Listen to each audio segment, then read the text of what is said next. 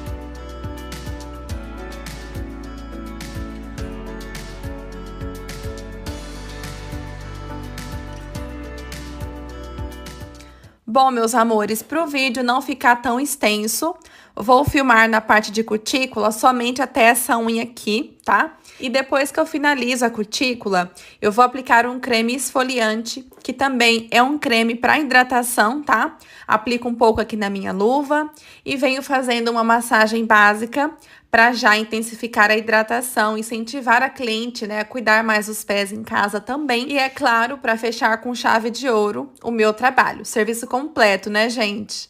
E dou continuidade à massagem. Esse é o momento que elas relaxam e fala para ficar um tempão ali. Infelizmente não dá, né, gente? É somente um agrado mesmo. Mas olha, é muito importante, eu falo que é um diferencial. Para você que ainda não faz esse passo, já passa aí a fazer, porque é muito bacana, elas gostam demais. Um simples gesto, mas é algo que encanta muito e proporciona conforto para a cliente, né? Bem-estar. É muito bom, gente. Aplico a base para nós partirmos para esmaltação. E aqui eu fiz um separador que eu falo que é de milhões, porque, gente, pensa numa belezinha. É um pedacinho de papel higiênico, super higiênico, prático. E eu coloco ali para separar e depois eu descarto. Muito fácil, né? E para esmaltação, eu vou começar fazendo a francesinha. Sempre que eu faço essa decoração, esse detalhe, eu começo pelo tracinho branco, porque eu acho que fica muito mais prático. E se porventura eu dar uma borradinha, errar o traço, fica muito mais fácil e mais simples de retocar, né? Porque só está com base por baixo. Então, gente, depois que eu aprendi a fazer dessa forma, eu nunca mais troquei. Sempre faço a francesinha antes. E aqui, eu quis uma francesa nem muito larga e também não muito fininha, tá? Encostei somente um pouco do pincel ali e dou continuidade até a outra ponta do outro lado da unha, tá? Sem segredos.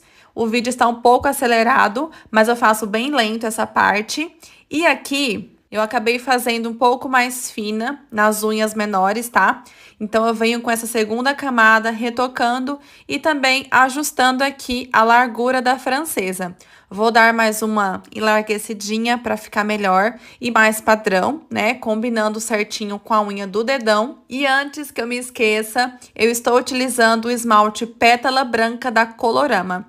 Ele é o meu esmalte branco intenso preferido, gente. Para francesinha, para fazer fundo de película, eu gosto muito. Fica a dica para vocês.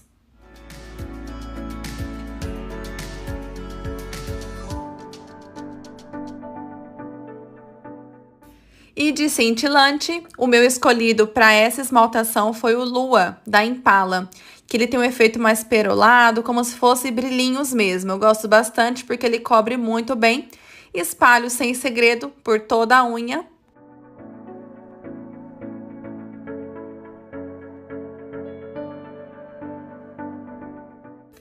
E agora vamos para a primeira camada do branquinho leitoso. E o escolhido foi o esmalte França para a primeira e para a segunda camada.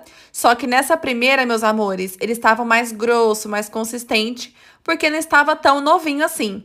Como vocês podem perceber ali, olha no vidrinho, estava quase no finalzinho, do meio para baixo já, sabe? E aqui eu faço o contorno já nessa segunda camada para não acumular tanto esmalte, tá bom? E olha só, por ele estar mais grossinho, mais consistente, acabou que não ficou escorrendo tanto, né? Nesse caso, não precisa ficar palitando várias e várias vezes. Além de ficar bem branquinho também, já na primeira camada. Mas, para ficar ainda melhor e deixar o tom mais uniforme, vou passar a segunda camada com o mesmo esmalte, que é o França também. Só que percebem só no vidrinho, gente? Está mais novo, ou melhor, está bem novinho. Então, ele vai cobrir um pouco menos, mas nesse caso aqui, eu só quero mesmo para dar aquela finalizada, sabe? Somente para complementar mesmo o branquinho. E olha, gente, eu não sei vocês, mas eu acho que a maioria por aí ama também um branquinho nas unhas dos pés. E olha isso, gente, como já está ficando maravilhoso. Nem parece o mesmo pé que eu comecei, né, o vídeo. É uma esmaltação super clássica que usa demais. E para dar aquele toque, ficar ainda mais linda, vou aplicar este adesivo floral. E eu destaco aqui da cartelinha com a ajuda de uma pinça. Primeiro eu empurro, né, com a espátula para facilitar. E depois, gente, eu venho cortando esse excesso de base para facilitar a aplicação.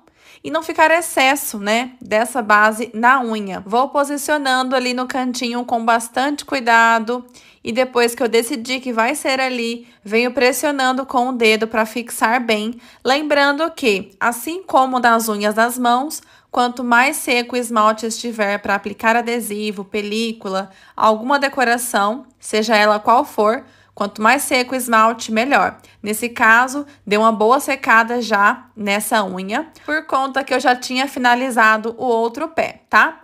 E agora, vou remover os borradinhos para depois finalizar com o extra brilho. Não sei, gente, nas unhas dos pés, eu prefiro passar o extra por último, depois de remover os borrados, diferente das unhas das mãos, que eu prefiro passar o extra brilho e depois remover os borrados de uma vez só. Eu acho que pelo fato de os dedinhos dos pés serem mais juntinhos, tenho esse medo de borrar e prefiro aplicar o extra brilho depois, sabe?